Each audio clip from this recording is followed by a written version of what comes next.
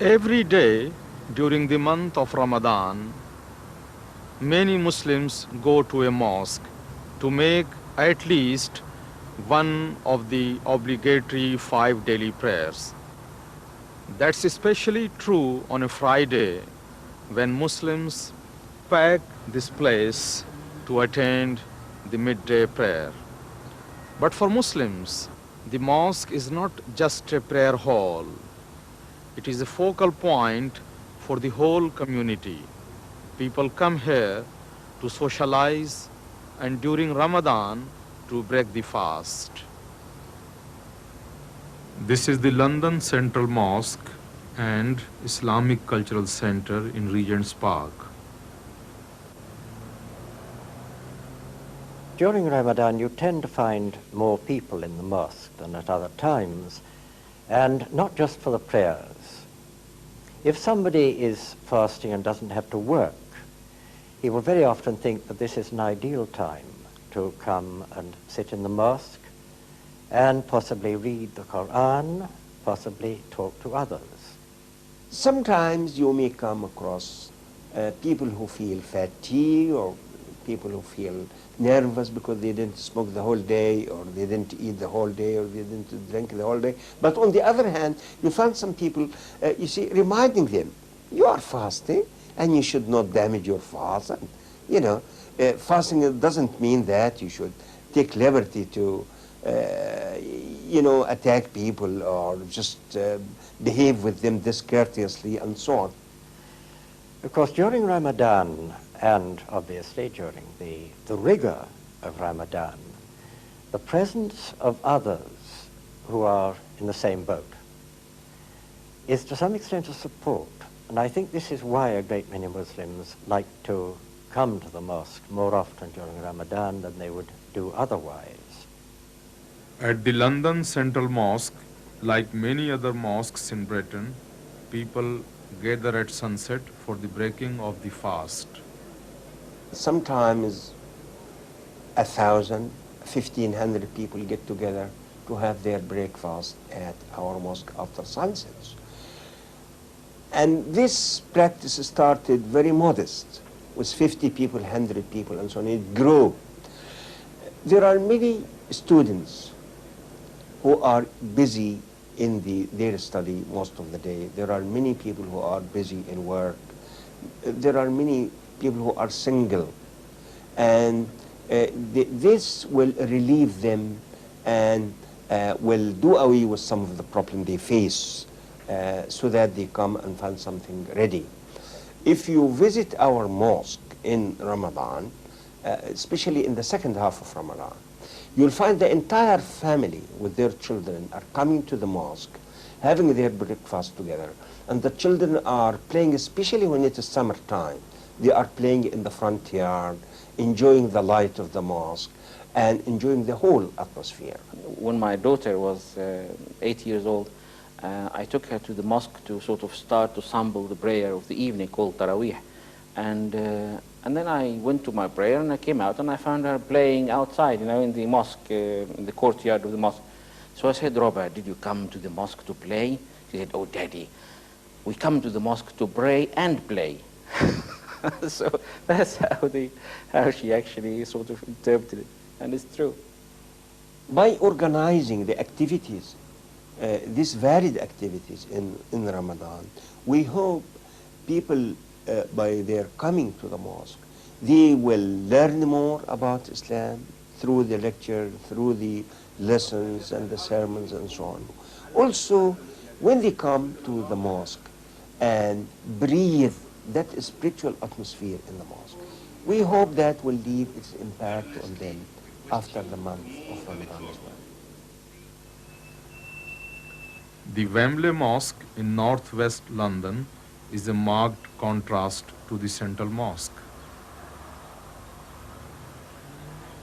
You will find that most mosques throughout United Kingdom are like this. They're not purpose-built. It's usually a house, and the internals of the house are converted to meet the requirement of the community. In this particular area, you have the local factories, you have the local offices, and of course, a mosque is in the center, so the lunchtime prayer is just ideal for them.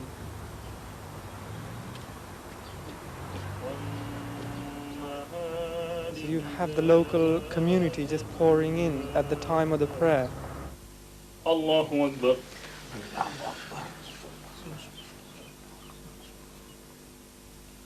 Sami Allahu liman hamidah.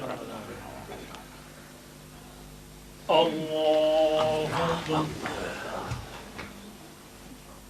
In Ramadan, the mosque is the focal point of the community, because you'll find that's where the fast is broken by the whole community.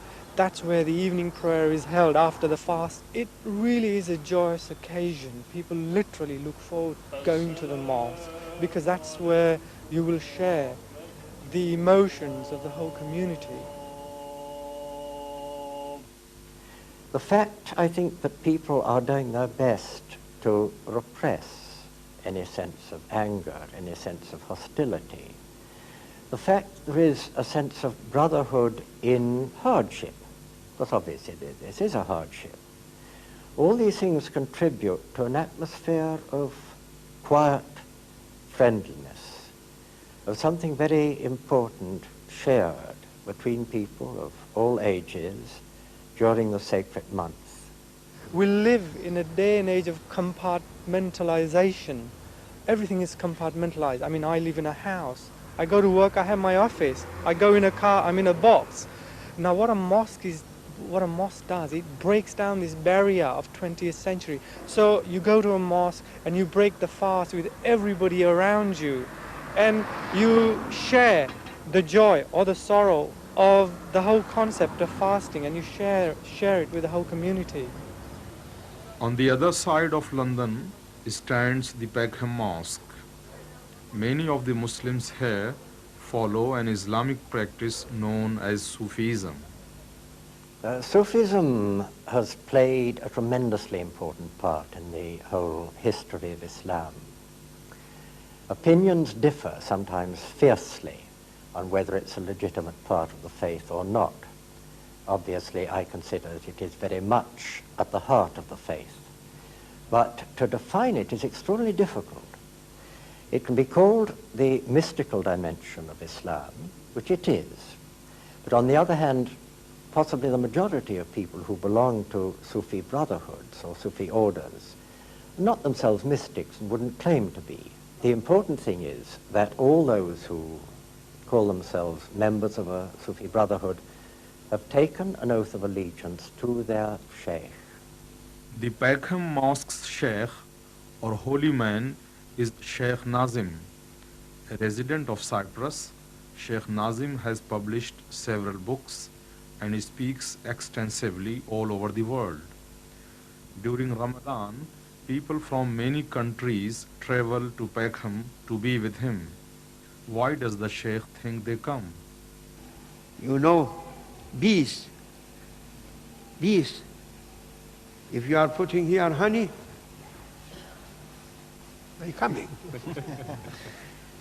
If you are saying those people, they are like bees, finding something, honey, for their souls running.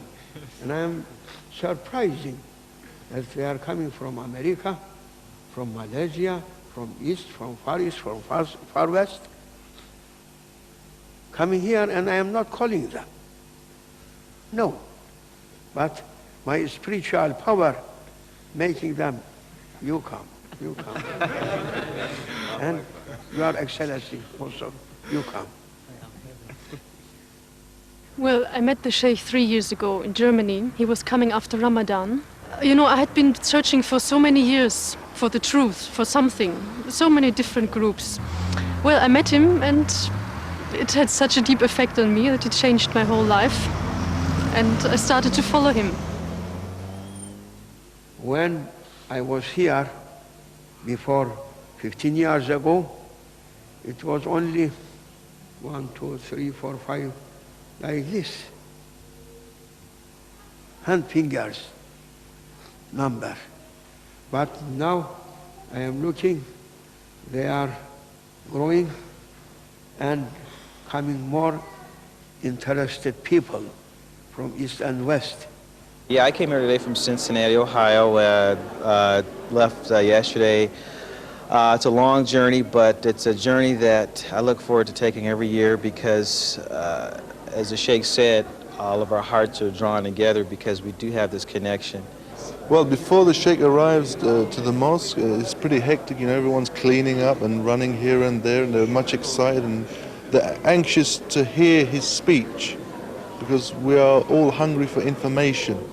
I could see an actual representation of what it was that I was reading about in the Quran and in the Hadith.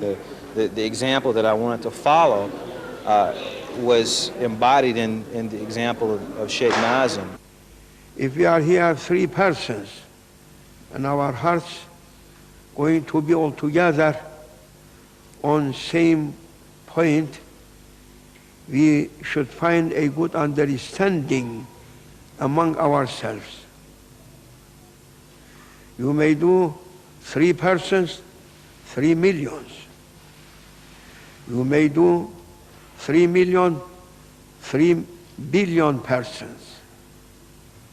If their hearts coming together on same point, you may find among themselves a good understanding. When they have good understanding, peace just founded on earth. The fact that you've got through another day of self-discipline is a cause for celebration.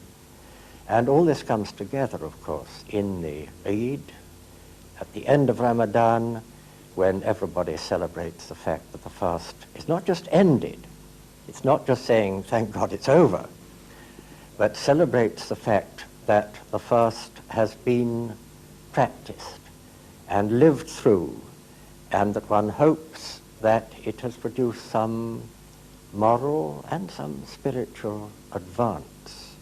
For every fasting person, there are 2 occasions of joy. One, when he breaks his fast, because he feels he had achieved something.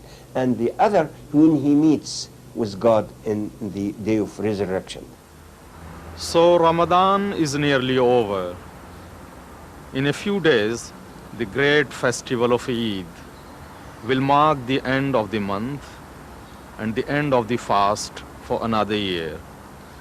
But what Muslims pray will not end are the benefits they have received from the fast, an awareness of those who are less fortunate than themselves, a sense of self-control, and a closeness to Allah, for that is what fast is all about.